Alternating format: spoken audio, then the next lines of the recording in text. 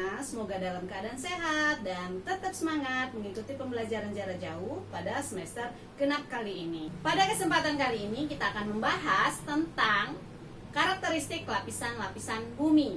Bumi merupakan planet yang berada pada urutan ketiga dari matahari. Bumi terdiri dari 3 lapisan. Yang pertama ada lapisan kerak bumi. Yang kedua ada lapisan mantel bumi. Dan yang terakhir ada lapisan inti bumi. Sekarang kita akan bahas satu persatu tentang lapisan bumi. Yang pertama ada lapisan kerak bumi. Kerak bumi berasal dari batuan yang terdiri dari 3 jenis mineral. Yang pertama ada batuan beku atau yang biasa kita sebut dengan batuan igneus. Batuan beku merupakan jenis batuan di mana proses pembentukannya terjadi dari magma yang telah mengalami pembekuan atau pendinginan. Batuan beku ini terbagi menjadi 3 jenis. Yang pertama ada intrusif, yang kedua ada ekstrusif, dan yang ketiga ada hipabisal. Batuan beku intrusif merupakan batuan beku di mana proses pembentukannya terjadi di dalam kerak bumi atau di bawah permukaan bumi. Contoh dari batuan beku intrusif adalah batu granit, batu diorit, dan batu grabo. Batuan beku yang kedua adalah batuan beku ekstrusif. Batuan beku ekstrusif ini terjadi di atas permukaan kerak bumi karena adanya pencairan magma di dalam mantel atau kerak bumi. Proses dari pembekuan batuan ini lebih cepat dibandingkan dengan proses pencairan batu beku intrusif. Proses pembekuannya terjadi di atas permukaan bumi. Contoh dari batuan beku ekstrusif adalah batu basal. Batuan beku yang ketiga adalah hipabisal. Batuan beku hipabisal merupakan jenis batuan yang terbentuk di antara batuan plutonik dan vulkanik. Batuan ini terbentuk karena adanya proses naik turunnya magma di dalam mantel dan kerak bumi. Batuan hipabisal seringkali membentuk sebuah batuan pakholit, dik, sil, lakolit, dan lapolit. Batuan beku tersusun dari yang pertama itu ada pilolava atau lava bantal, di mana terjadi karena adanya pembekuan magma pada gunung di bawah laut yang membentuk menyerupai bantal. Yang kedua ada joint struktur, merupakan aliran lava yang berbentuk kekar-kekar dan tegak lurus sesuai dengan arah alirannya. Dan yang ketiga, masif, merupakan jejak aliran lava yang keluar dari perut bumi namun tidak menunjukkan adanya tanda-tanda lubang atau aliran gas di dalamnya.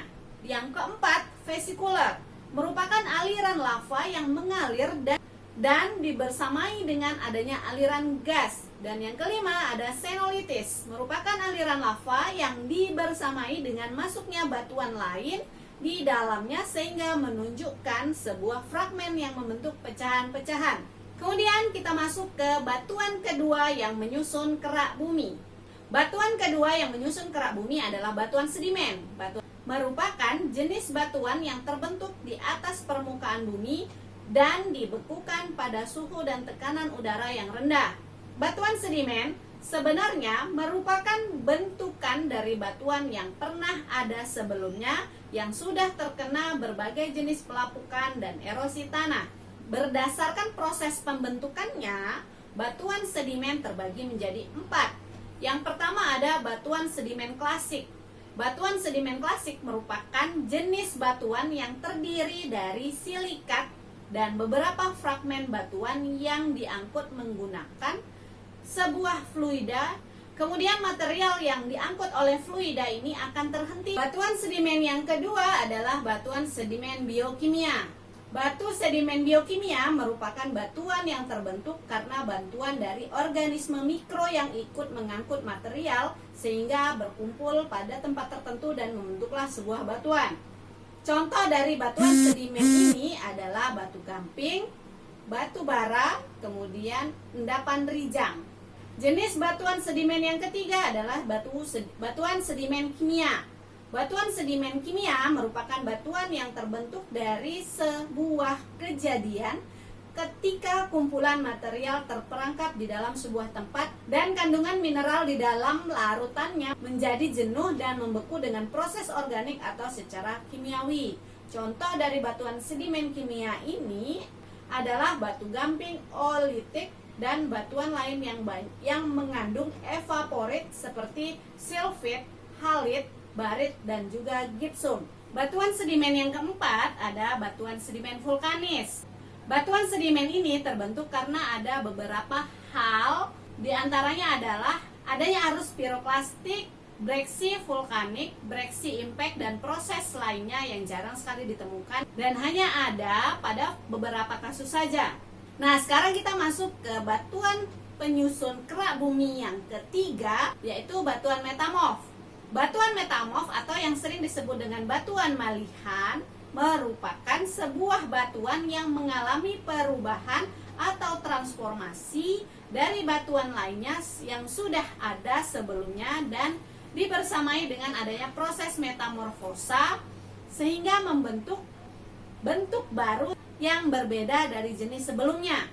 Batuan metamorf terbagi menjadi 6. Yang pertama ada batuan metamorfosis kontak.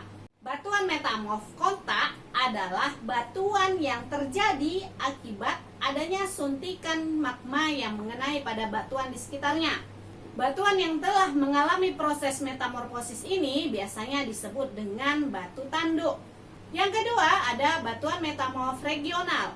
Batuan metamorf regional merupakan sebuah kumpulan batuan metamorf dalam ukuran yang cukup besar dan luas. Contoh dari batuan metamorf regional adalah singkapan marmer yang sangat luas di Amerika Serikat. Yang ketiga ada batuan metamorf katalistik. Batuan ini terjadi karena adanya proses mekanisme deformasi mekanis. Yang keempat ada batuan metamorf hidrotermal. Batuan ini terjadi karena adanya perubahan suhu dan tekanan udara yang sangat drastis karena adanya cairan hidrotermal. Contoh dari batuan ini adalah batuan basaltik.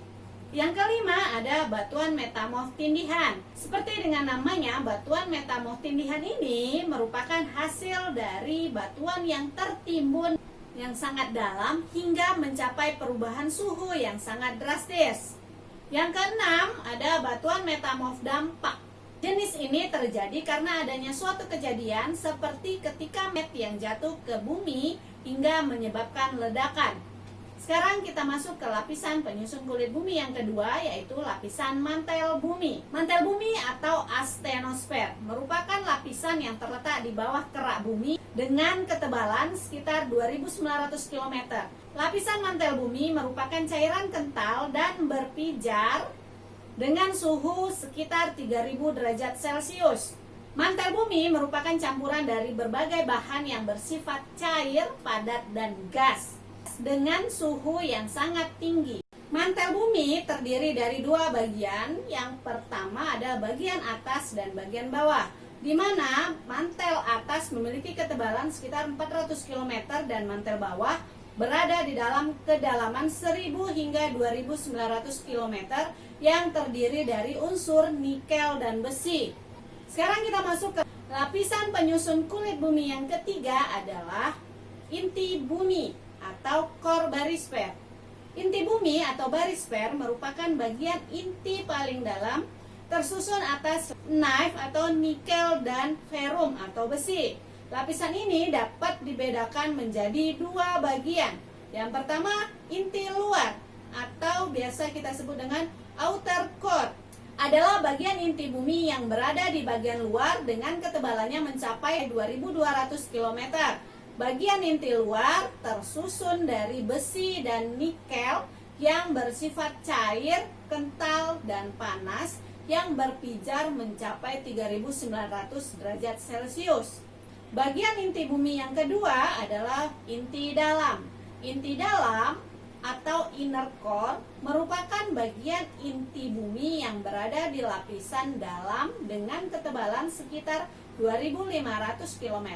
Inti dalam tersusun atas besi dan nikel dan memiliki suhu yang sangat tinggi, yaitu mencapai 4800 derajat Celcius, akan tetapi tetap dalam Keadaan padat dengan densitas sekitar 10 gram per cm kubik. Demikianlah pembelajaran kita pada pertemuan kali ini. Semoga mudah dimengerti, mudah dipahami, dan tetap semangat mengikuti pembelajaran jarak jauh. Dan tidak bosan-bosannya mengingatkan kembali untuk tetap menjaga kesehatan dan tetap menjalankan protokol kesehatan, mulai dari rajin mencuci tangan, menggunakan masker jika harus keluar rumah, dan tetap menjaga jarak satu sama lain. Wabillahi taufiq wal hidayah. Wassalamualaikum warahmatullahi wabarakatuh.